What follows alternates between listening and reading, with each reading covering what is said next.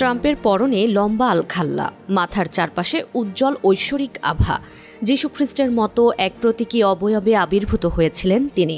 নিজের social media platform truth সোশ্যালে AI দিয়ে তৈরি এই ছবিটি পোস্ট করেছিলেন ট্রাম্প।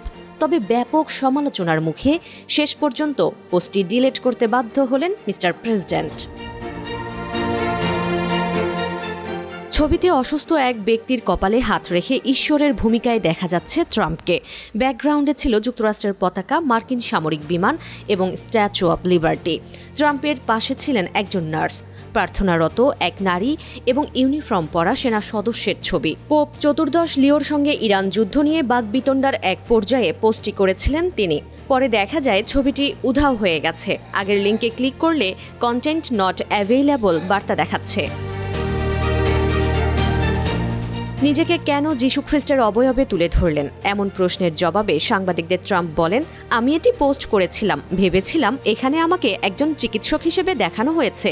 এটি রেড ক্রসের সঙ্গে সম্পর্কিত, আমাকে একজন রেড ক্রস কর্মী হিসেবে দেখানো হয়েছে।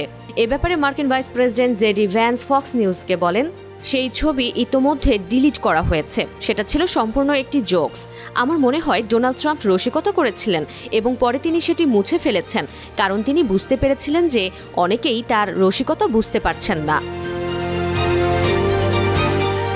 13 এপ্রিল ট্রুথ সোশ্যালে এক দীর্ঘ পোস্টে ক্যাথলিক চার্চের পোপ চতুর্দশ লিওর তীব্র সমালোচনা করেছেন ডোনাল্ড ট্রাম্প। পোস্টে পোপ লিও চতুর্দশকে অপরাধ দমনে দুর্বল এবং পররাষ্ট্রনীতিতে ভয়াবহ বলে অভিযোগ করেন পোপ রাজনৈতিকভাবে বামপন্থীদের সঙ্গে ঘনিষ্ঠ অবস্থান নিয়েছেন এবং ইরান ও ভেনেজুয়েলায় মার্কিন পদক্ষেপের বিরোধিতা করে যুক্তরাষ্ট্রের অবস্থানকে দুর্বল করছেন। এর কয়েক ঘণ্টা পরই সেই ছবিটি পোস্ট করেছিলেন ট্রাম্প।